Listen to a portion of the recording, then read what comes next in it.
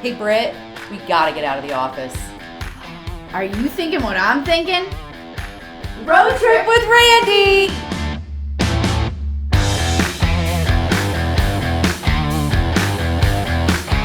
Morning. Hey. Well, last time, we were on kayaks on the river.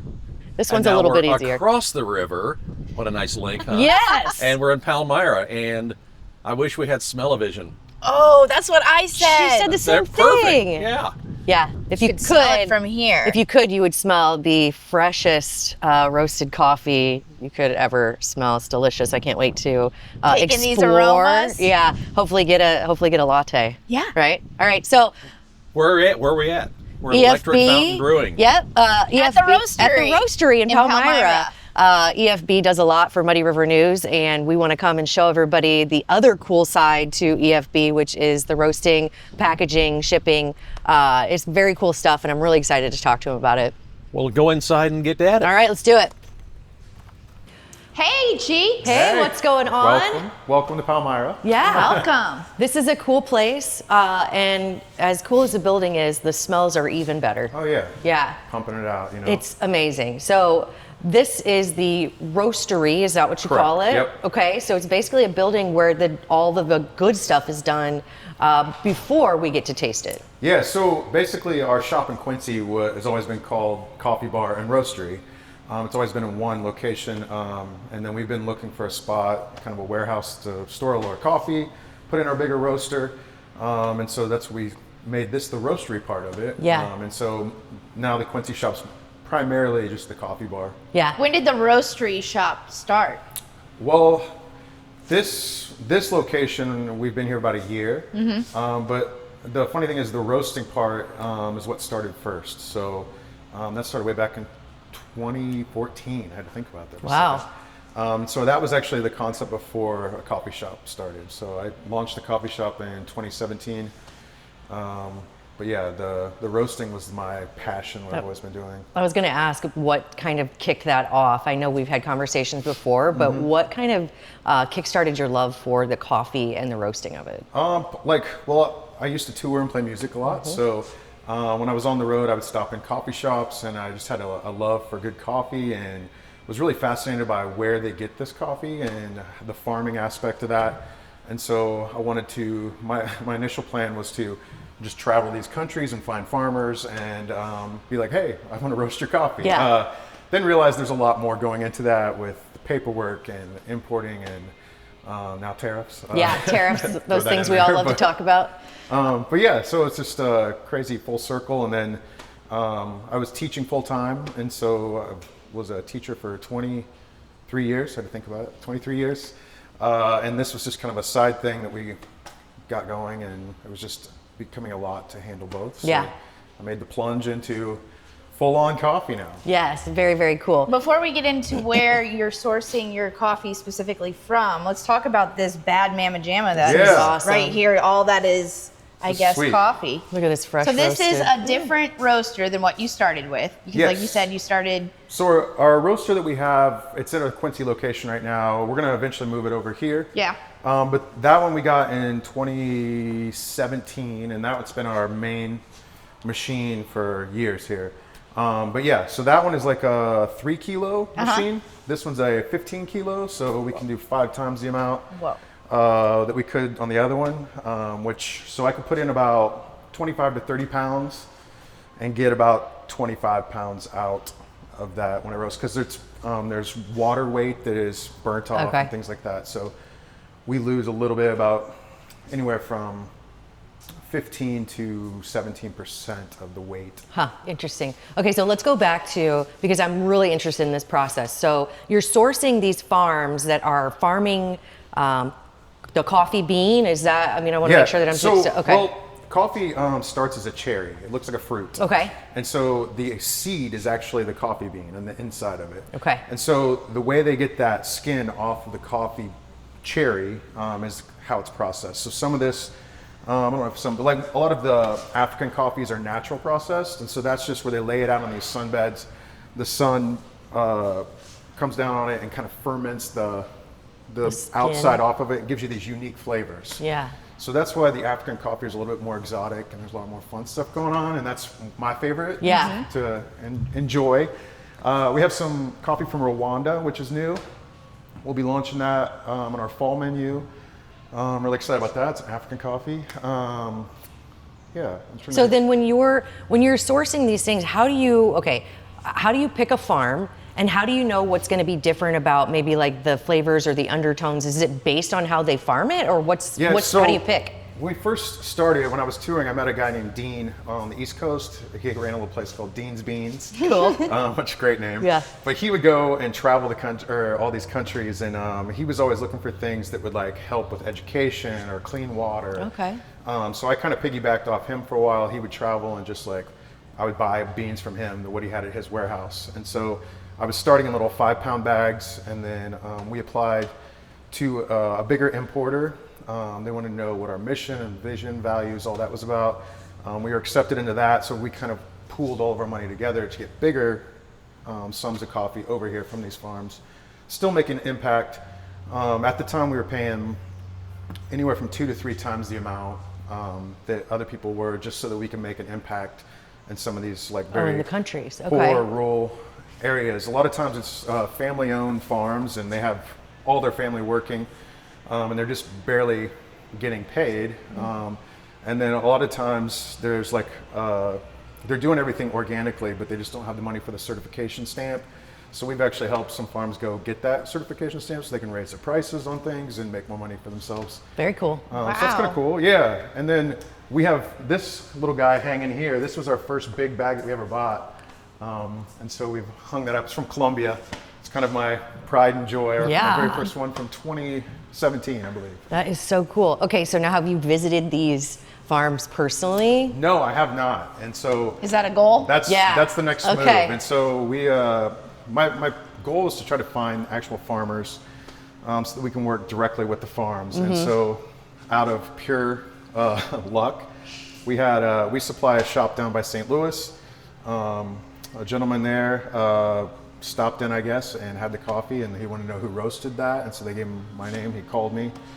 He said, "My name's Junior. My dad's a specialty coffee farmer. I'd love to give you samples." And so him and his family came up and met my family, and we talked, and we talked about how the shipping was a problem. And so he's like, "I'll include shipping if you buy 8 bags from us." And so we ended up buying like 16 bags, and then we ended up buying quite a bit from. We bought around 15,000 pounds from him. Wow. At the beginning of the year. So a beautiful relationship. Yeah. So we can kind of negotiate price a little bit better because we don't have the middleman. Yeah, absolutely. Doing that. So that's the thing too. We've started working with another farm in Kenya, and so that's a little bit more challenging getting coffee to us. It's a little bit more, we're trying to find the best way to do that. Yeah, I can imagine like regulations and the importing, everything, especially like you mentioned the tariffs. But once it's here, so you have all these farms and you're using these importers or sometimes working directly with them, you're making an impact on these farms. But once it gets here, what does that process kind of look like? Or how long does it take to get a typical batch, or I don't even know what a batch means. So. Yeah, so they have harvests, different beans harvest at different times. So we have a warehouse we order from.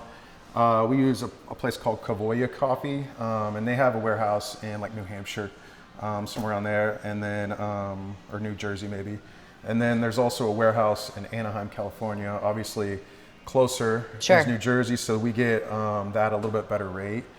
But when we were at Quincy, we were getting bags coming in, and we had semis dropping off about monthly, and that's like $300-400 just for if you get 1 pallet or 10 pallets. Yeah, okay. So we were really wanting a spot where we could really bulk and take on a lot of coffee and just have that one little price for a full semi load. Makes sense. So that was kind of our inspiration here, and we finally got to do that at the beginning of the year.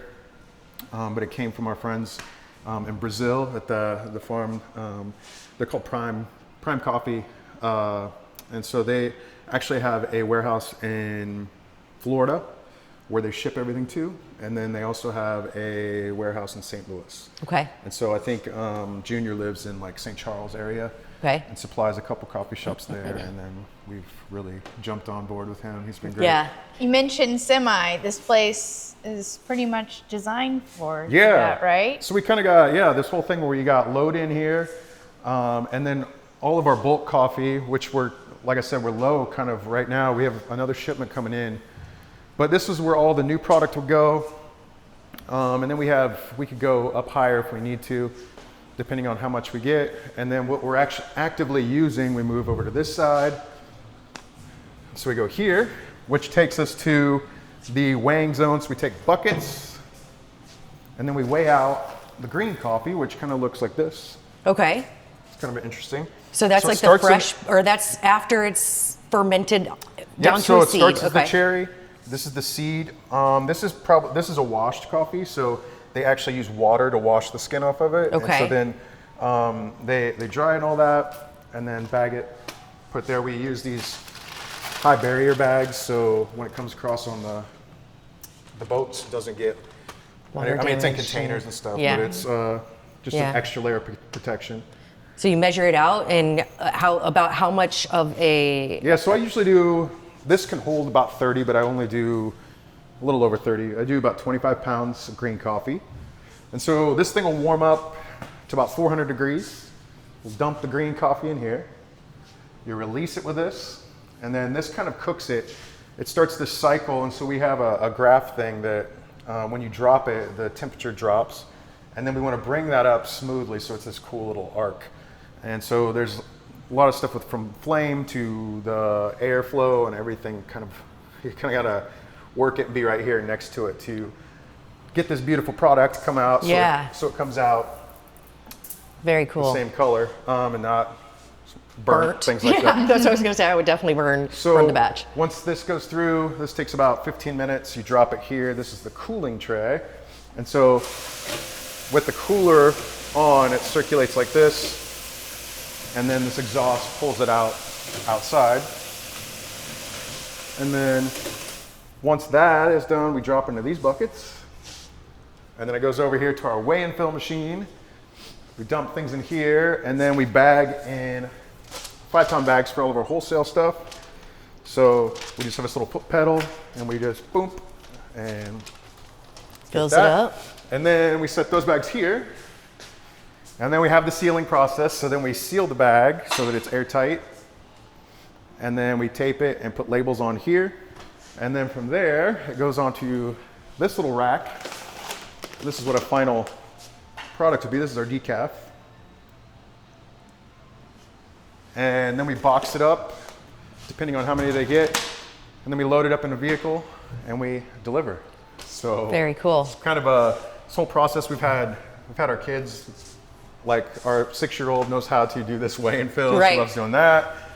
We've had all of our family running this little I was gonna sealer. say, you kept saying we, and I wanted to stress that it's family. So Tempest, your Yeah, wife it's just is here. me, my wife, and and- our 12-year-old, Yeah. 6-year-old, and Rhodes. our 5-month-old. Yes, which we all said that he should be a Gerber baby. He's is beautiful. adorable. Yeah. If you see in there in the office, he's got his setup. Yeah, he's Yeah. got a nice little crib in there and everything. Well, I would say you both have really nice setups here. I mean, of course, this is your passion. You can tell it's your passion. It's nice that we get to see kind of, how it's made, which is Yeah. really neat. A lot of people don't realize what Goes into it. Yeah. Right. I had no idea. I mean, I love coffee. I drink coffee every day, but I didn't know all the intricacies of even, sourcing a farm, or how would you even go about giving back, right? So Yeah. then once you have it packaged, how far are you shipping? I know you supply locally, which is Yeah. amazing. But yeah, so that's the thing is there's not very many roasters around our area. We're kind of in this roaster desert. So we are one of the only roasters within a 90-mile radius. Okay. So with that, we target anything in that radius, trying to fill that void. But we also reach out farther. So we have accounts down in Flint Hill, Missouri, down by St. Louis, over to Springfield, Illinois, Columbia, Missouri, Carthage, Illinois. Just that kind of circle there. Yeah. And Kirksville, Missouri. So we're trying to expand that farther and farther. Sure. So we really pushed that now that we can handle more coffee. Before we were on the little roaster, it took Yeah. us forever. Sometimes we had that roaster going 8 hours a day, and we would just be pumping out what we could do in 15 minutes. It took us all day. On That's the other end, wild. so. But you're still here all day, every day Yeah, doing this. so Yeah. we put out probably, I want to say 500 to 700 pounds a week that goes out the door. Wow. So we have an ordering system, so it comes in, and then we get those orders. And Monday, I kind of set things up, and I try to roast Monday through Wednesday as much as we can. And then Thursdays and Fridays, I do deliveries. But we have people that order weekly, like our friends over in Hannibal, Java Jive. Yeah. Awesome. We deliver to them weekly. They've been great for us. We're excited to be partnered with them. Very, very cool. You got some great partners. Yeah. You mentioned that this is a roastery desert. So Yeah. you are holding a unique opportunity or an experience for Yeah. people coming up soon. You want to talk a little bit about Yeah. that? Yes, yeah. So this is kind of a passion. I've done these classes before at our other location, but this is where we can actually bring you in. We'll have a specialty menu for you on our mobile cart over here, and we can fix you a latte so that you can enjoy while I'm giving you a little spiel about what we do here and kind of the history of these coffees and about our business and where it started from in a garage on a little popcorn popper to this 15 kilo, which is kind of cool. We talk through that process as you're enjoying the coffee, and then we'll actually roast a batch for you here. So within that, I'll talk through all the process of what I'm looking for when I'm making adjustments, things like that. And then we'll have the finished product, we'll bag it, we'll get it in your own little bag, and you'll take home your own little bag of coffee. Fresh that you help roasted roast. EFB, Yeah. which is very cool. And we talked about it would be great for like a nice date night. But also if you're a coffee enthusiast, obviously Yeah. come check it out, find out how it's made, and take a little bit home with you. Take a little trip over here to Palmyra. There's Yeah. great food stuff. If you wanna- Absolutely. How can they find out the details on this class? So this will be on our website. It should go live, I believe, Monday. And so www.efbcoffee.com.